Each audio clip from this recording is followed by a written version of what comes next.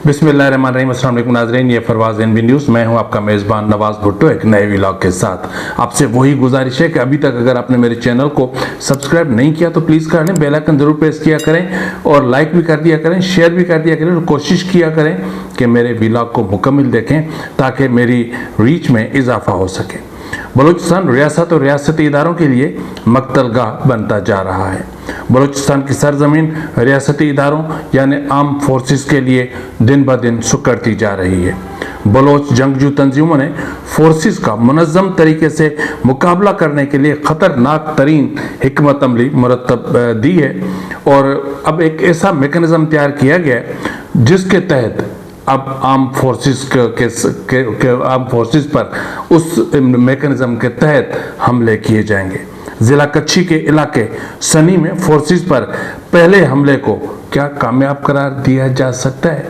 यानी नए मेकनिज़म के तहत कच्छी में जो हमला किया गया है क्या उसको हम कामयाब कह सकते हैं? इस पर हम थोड़ा सा बात करेंगे। और फिर इंतहा से ज़्यादा ख़तरनाक तरीन बात वो ये है कि BLA ने बलूचिस्तान में मिलिट्री इंस्टॉलेशंस पर हमलों में शिद्दत पैदा करने का फैसला करते हुए दो टोक अल्फाज में रियासत को ललकारते हुए कहा है कि no mercy, your days are numbered, यानी अब रहम नहीं, तुम्हारे दिन गिने जा चुके हैं। 6 कमांडो समेत 22 एहलकारों की हलाकत भी सामने आई है।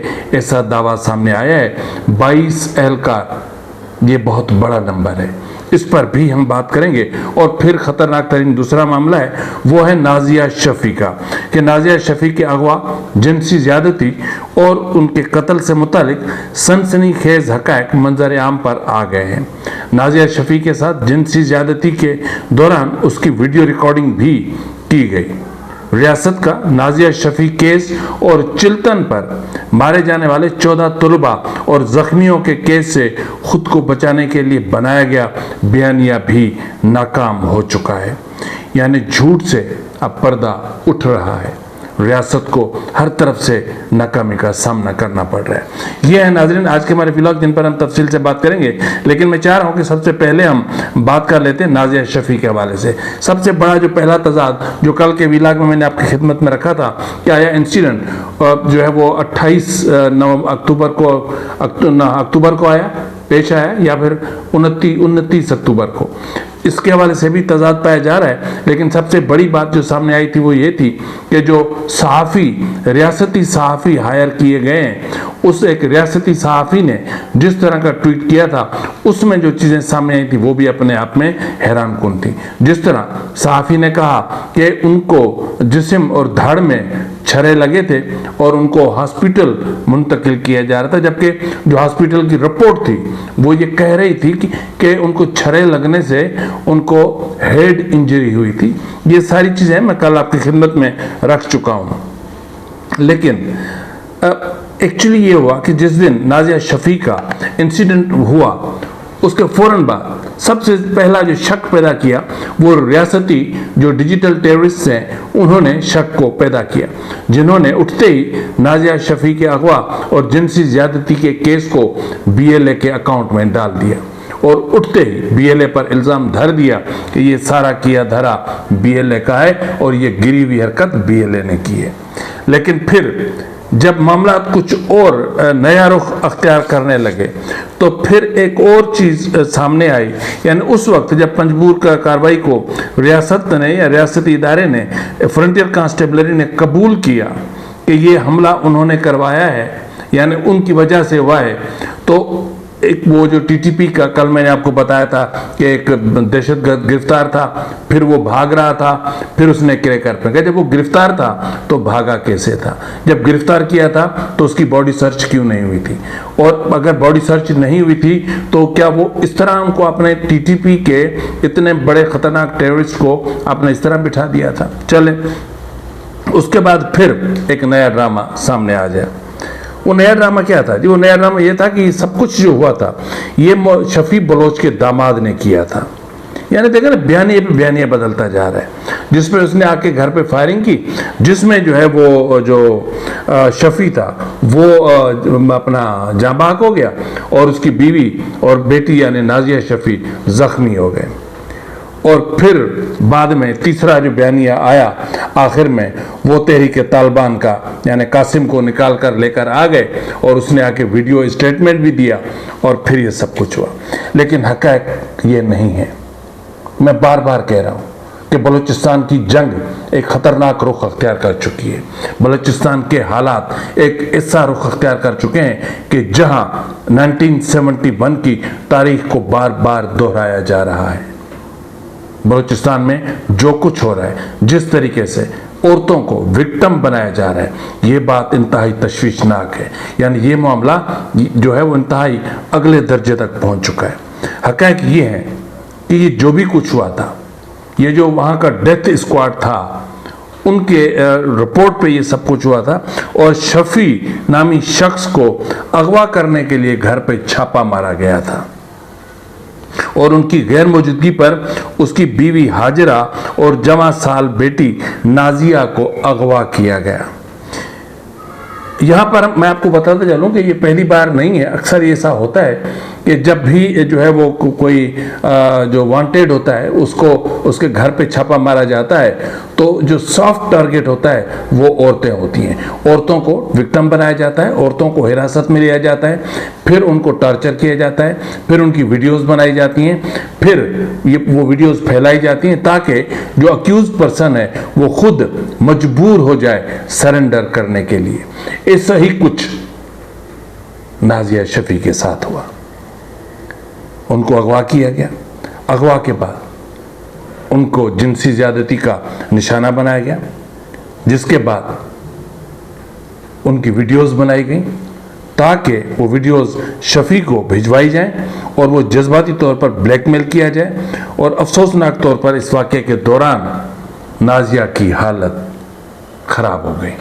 फिर उनको पंजगूर हॉस्पिटल लाया गया, जहां वो जिंदगी से हाथ धो बैठी। एक बहुत तकलीफ दे वाक़या। इसलिए मैं कहता हूं ना कि मैं क्यों कहूं कि रियासत मां के जैसी होती है। पाकिस्तान में तो मैंने हमेशा रियासत को डायन और चुड़ैल जैसा देखा है। कभी सिंधियों को मारती है, कभी पख्तूनों को मारती है, कभी औरतों को मारती है। तो नाज़रीन, ये था बेसिकली जो इंसिडेंट जो हुआ था नाजिया का, नाजिया के हवाले से ये हक़ाइक़ थी। जिस तरह मैंने आपसे इब्तिदा में कहा था कि बलूचिस्तान जो है वो इस वक्त रियासत के लिए मकतलगाह बनता जा रहा है। रियासती इदारों के लिए, आर्म फोर्सेस के लिए बलूचिस्तान की ज़मीन सुकड़ती जा रही है, इसलिए कि वहाँ पर हिकमत अमलियाँ तब्दील की जा रही हैं। वहाँ पर मुख्तलिफ मेकनिज़म पर काम किया जा रहा है। जिस तरह एक ब्रास के अम्ब्रेला के नीचे मुख्तलिफ जंगजू ऑर्गेनाइजेशंस काम कर रही हैं, इस तरह एक हिकमत अमली ये भी बनी है, एक ऐसा मेकनिज़म भी बना है कि अब की बार जो बड़ा टारगेट होगा उस बड़े टारगेट को पर जाने के लिए वहाँ पर करीब ही अगर कोई और जंगजू तंजीम के गोरिल्लास या फिर जो जंगजू हैं वो वहीं पर मौजूद हैं तो फौरी तौर पर उनसे मदद। ये एक बहुत बड़ा मामला है कि फौरन फिर वो दोनों जंगजू तंजीमों के जो गोरिल्लाज हैं जिन्होंने ये गोरिल्ला वारफेयर बलूचिस्तान में छेड़ रखी है, फिर वो अटैक करते हैं। ऐसा ही कुछ कल हुआ। कहाँ हुआ? ये हुआ ज़िला कच्छी में सनी के इलाके मैसर शाहवानी में, जहाँ बलोच रिपब्लिकन आर्मी के कर्मचारियों ने बलूचिस्तान के ज़िला कच्छी में सनी के इलाके मैसर शाहानी में बलूचिस्तान लिबरेशन फ्रंट यानी BLF के कर्मचारियों के साथ मुश्तरका कार्रवाई में घात लगाकर पाकिस्तानी फौज के एक काफिले पर खुदकार हथियारों और रॉकेटों से हमला किया।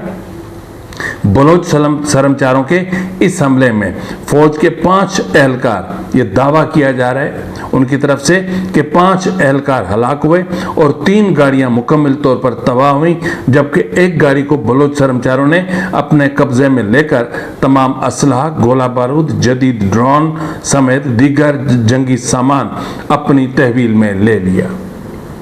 ये जो हिकमत अमली है ना, 2 तंजीमों के गोरिल्लों की या जंगजुओं की आपसी ताउन के साथ मुश्तरका तौर पर एक कार्रवाई करना, ये रियासती इदारों के लिए बहुत ज़्यादा ख़तरनाक होती जा रही है। यानी यूँ समझ लें कि जिस तरह मैंने इब्तिदाई में कहा था कि बलोच जो शर्मचार हैं उन्होंने आर्म फोर्सेस या फिर रियासती इदारों के लिए बलूचिस्तान की ज़मीन को बहुत हद तक तंग कर दिया है। बलूचिस्तान की सरजमीन मक्तलगाह बनती जा रही है। 5 एहलकार एक ही जगह, हालांकि सरकारी तौर पर अभी तक इसकी कोई तस्दीक नहीं हुई और तस्दीक होती भी नहीं, क्योंकि बलूचिस्तान के वाक़यात को छुपाया जाता है। हाँ, अलबत्ता खैबर पख्तूनख्वा के वाक़यात को बढ़ा चढ़ा कर पेश किया जाता है। बहुत अफसोसनाक एक बात है और मुझे एक आपसे माफ़ी भी मांगनी है, वो मैं प्रोग्राम के आखिर में आपसे माफ़ी मांगूंगा। वो वजह क्या है वो भी मैं आपको बताऊंगा। लेकिन ये जो कुछ हो रहा है ना, बलूचिस्तान में इन चीज़ों को छुपाया जाता है। खैबर पख्तूनख्वा में इसलिए बढ़ा चढ़ा के पेश किया जाता है कि उनके बदले उनको डॉलर मिलते हैं, क्योंकि वार ऑन टेरर चल रहा है।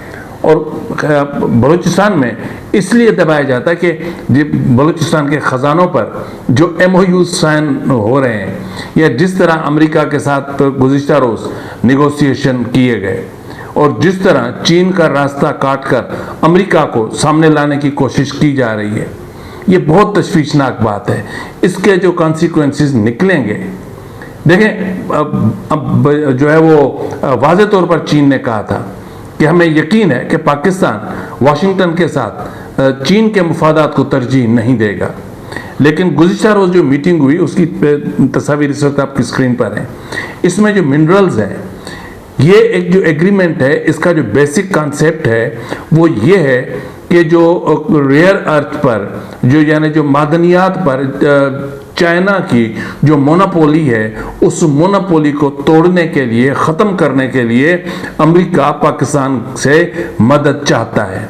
अमेरिका की कोशिश है कि पाकिस्तान के ताउन से चाइना की मोनोपोली ख़त्म की जाए, क्योंकि जो बलूचिस्तान में मिनरल्स हैं, ये जो रेयर अर्थ मटेरियल्स मौजूद हैं वहाँ पर, वो ऐसे हैं कि जिनसे इस वक्त जो टेक्नोलॉजी जो चल रही है उसमें बड़े से बड़े काम उसी से किए जा सकते हैं, और वो सिर्फ चाइना में है। और चाइना के बाद या तो बलूचिस्तान में है या उसके बाद फिर कहीं हैं तो वो वजीरिस्तान में है, खैबर पख्तूनख्वा में।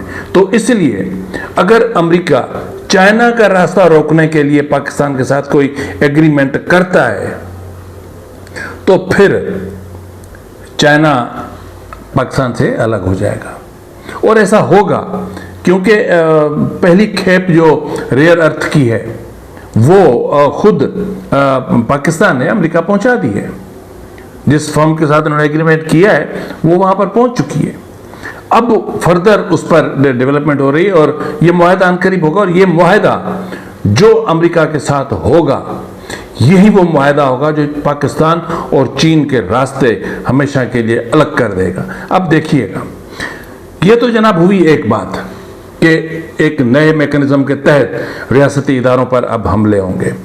दूसरी जो खतरनाक तरीन बात जो मैंने आपसे कही थी शुरू में कि BLA ने मिलिट्री इंस्टॉलेशंस पर हमलों में शिद्दत पैदा करने का फैसला करते हुए दो टोक अल्फाज में रियासत को ललकारते हुए कहा है कि no mercy, your days are numbered, यानी अब कोई रहम नहीं, आपके दिन गिने जा चुके हैं। मतलब अब बलूचिस्तान में खुली जंग होगी। यही है दूसरे लफ्जों में, अगर बलूचिस्तान में खुली जंग होती है तो फिर क्या होगा? इसका मतलब यह है कि BLA ने या तो जो इसके इत्तेहादी दीगर जमातें उन्होंने TTP के साथ कोई एग्रीमेंट कर लिया है, या तो फिर इन्होंने TTP के साथ मिलकर कोई हिकमत अमली बनाई है कि अब फिलहाल कुछ दिनों के लिए वो खैबर पख्तूनख्वा में कार्रवाई नहीं करेंगे, वो बलूचिस्तान में करेंगे, और उनकी जो रिस्पॉन्सिबिलिटी है वो BLA अपने सर पे लेगी। तो जो ऊपर वाला जो इंसिडेंट जो हुआ है ना, अच्छा ये जो चीज़ें हुई हैं इसके लिए देखो ना, पिछले 3 दिनों में क्या हुआ मैं आपको बता देता हूँ। बलूच लिबरेशन आर्मी के सरमचारों ने कल्लात के इलाके शेखड़ी, मोरगन, मकई, खैसार के मकामात पर 3 रोज़ के दौरान फोर्सेस के हमलों में फोर्सेस को निशाना बनाकर 6 कमांडो समेत 17 एहलकारों की हलाकत का दावा किया है। अगर 17 ये 5 वो तो टोटल मिला लें तो 22 बनते हैं। तो 22 एहलकारों की हलाकत 3 दिन के अंदर, ये रियासत की शिकस्त नहीं तो और क्या है? शर्मचारों ने फौज के हथियारों को जब्त किया जबकि उसकी रसद को तबाह कर दिया। जुमेरात से 2 रोज तक मुख्तलिफ मकामात पर होने वाले हमलों में मुसल्लह फोर्सेस के मजमूई तौर पर 6 कमांडो समेत 17 से ज्यादा एहलकार की हलाकत और मुतअद्दिद जख्मी हुए। फौज को गनशिप हेलीकॉप्टरों की कमक हासिल थी, ताहम बलोच लिबरेशन आर्मी के शर्मचारों ने मुख्तलिफ मकामात पर दस्तों की शक्ल में मुसल्लह फौज पर काबिज जारी रखा और बलोच लिबरेशन आर्मी इन हमलों की मुकम्मल तौर पर जिम्मेदारी कबूल करती है। और इसी के साथ ही जो मैंने आपसे कहा कि शिद्दत का फैसला किया गया, उसके साथ ही एक ब्रोशर यानी एक यूं समझ लें कि एक पंफलेट जारी किया है बीएलए ने। वो इस वक्त आपकी स्क्रीन पर होगा, उसमें आप देख सकते हैं कि ये जो ये पंफलेट है, ये वाज़े एक पैगाम है जिसमें वाज़े तौर पर कहा गया नो मर्सी, अब कोई रहम नहीं होगी, अब आपके दिन गिने जा चुके हैं, यानी अब हम हतमी मरहले में दाखिल होने जा रहे हैं। क्योंकि एक चीज़ आप जहन में रख लें कि इस्तांबुल मुआहदा या इस्तांबुल एग्रीमेंट के तहत जंगबंदी ज़्यादा दिन नहीं चलनी। ये महदूद चीज़ है जो मैंने आपसे कल भी कही थी, आज मैं फिर कह रहा हूँ। लेकिन पसे पर्दा कोई एग्रीमेंट है जो बीएलए और टीटीपी के दरमियान हुआ है, ऐसा मुझे कहीं से इशारे मिले हैं और ऐसा मेरे ज़राए कहीं से कह रहे हैं कि बीएलए ने इतना बड़ा जो कुछ अब करने जा रही है उसके लिए तन्हा बीएलए नहीं कर सकती। चलो बीएलएफ तो दीगर के साथ मिलकर बहुत कुछ कर सकती है, लेकिन इसका मतलब ये है कि बलूचिस्तान में जो कुछ होने जा रहा है वो कुछ अच्छा नहीं है। जब अच्छा नहीं है तो फिर इसका क्या अदराक रियासत को नहीं है? क्या रियासत के पास समझ बूझ नहीं है? क्या रियासत वहाँ के मामलात को नहीं देखती? क्या जो ग्राउंड रियलिटीज़ हैं क्या उनको इग्नोर किया जा सकता है? क्या ग्राउंड रियलिटीज़ को हम पसे पुश्त डाल सकते हैं, आंखें बंद कर सकते हैं? क्या कबूतर के आंखें बंद कर लेने से बिल्ली उसको खाना छोड़ देती है? या शुतुरमुर्ग अगर अपना मुंह झाड़ी में छुपा देता है तो क्या उस पर हमलावर हमला नहीं करते? इस वक्त पाकिस्तान की जो रियासती इदारे हैं, बिलखुसूस मिलिट्री इस्टेब्लिशमेंट, वो आंखें बंद किए हुए बैठे कबूतर और झाड़ी में मुंह छुपाए बैठे शुतुरमुर्ग की तरह हैं, जो रियलिटीज को समझते भी हैं लेकिन अकल पे पर्दे पड़े हुए हैं। अगर अकल होता इनके पास तो मैं समझता हूं कि बलूचिस्तान में ग्रैंड नेशनल डायलॉग शुरू हो चुका होता। वहां से फोर्सेस अपना बोरा बिस्तर बांध चुकी होती और महदूद कर चुके होते खुद को, और सारा जो सिस्टम है वो एक रियल और इलेक्टेड रिप्रेजेंटेटिव्स के हवाले कर चुके होते। वो तब मुमकिन है जब free fair and transparent election हो। Free fair and transparent election अब तब मुमकिन होंगे जब वहां पर आइन बहाल होगा। आइन तब बहाल होगा जब बलूचिस्तान के लोग आइन को कबूल करेंगे। पहले तो ये देखना है ना कि आया बलूचिस्तान, जो देखें मेरे व्लॉग्स पर जो कमेंट्स मेरे पास आते हैं मैं सोच रहा हूं किसी दिन कि वो सारे कमेंट्स मैं आपकी खिदमत में रख लूं ताकि रियासत को पता चले कि बलूचिस्तान में रियासती इदारों के लिए, पंजाब के लिए, पंजाबियों के लिए नफरत किन इंतहाओं को छू रही है, किन इंतहाओं को छू रही है। आप इस मुल्क की सलामती को खतरे में डालने के रिस्पॉन्सिबल खुद हैं। आपने ये जो नफरतों की आग भड़काई है, सिंध में भड़काई है, बलूचिस्तान में आग लगी हुई है, खैबर पख्तूनख्वा में लहू बह रहा है। आप क्या समझते हैं कि आप कोई इतने बड़ी तुरम खान, कोई तोप चीज हो कि आपसे कोई नहीं निपटेगा? भाई लोग जब तंग होते हैं ना, तंग आमद बस जंग आमद। फिर लोग के लिए इतना ही मिलता है, तब तक इजाजत दीजिए, फिर अमान अल्लाह।